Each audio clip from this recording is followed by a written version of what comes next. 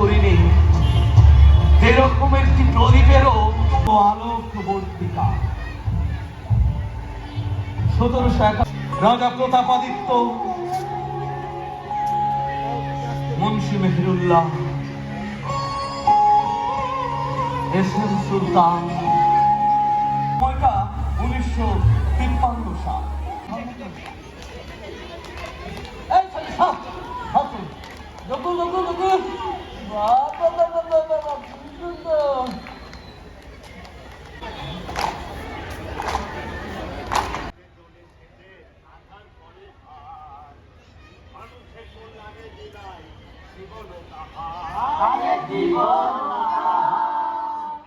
আচ্ছা চলো চলো।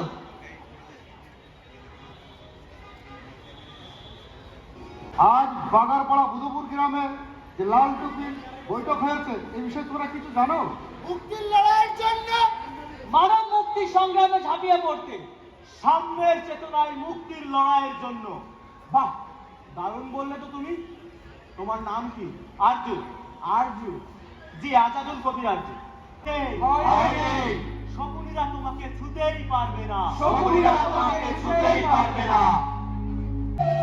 অদ্ভুত নান্দনিক ভাবনা ও কাজ সব সময় আর্যুর ভাবনা জুড়ে।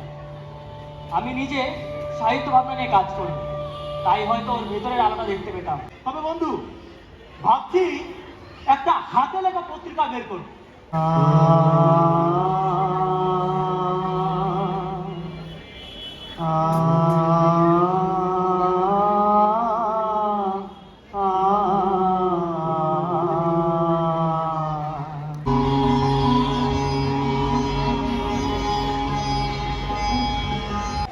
আমি চাই আজকে আমরা যে স্বপ্নটি দেখলাম, জাগরণী চক্র ফাউন্ডেশন একদিন এমন একটা জায়গায় পৌঁছবে, শুধু যশোর নয়, সারা বাংলাদেশের মানুষ গর্ব করবে।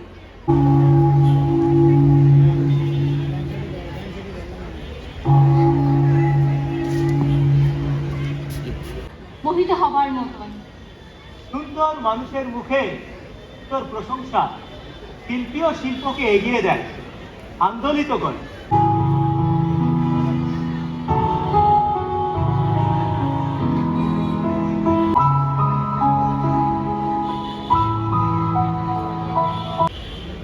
সংসার, পরিণয়, সন্তান, আর ওর জগতে ও যেন এক সুসজ্জিত সম্রাট। আমার স্ত্রীর দুটো কিডনি ড্যামেজ হয়ে গেছে। আমি আছি।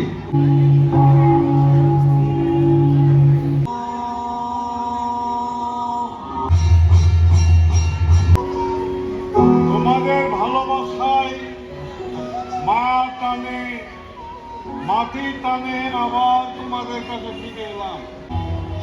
আমার এই জাগরণী চক্র ফাউন্ডেশন সবগুলোকে সারা জীবনে মানুষের কল্যাণে কাজ করলাম। এই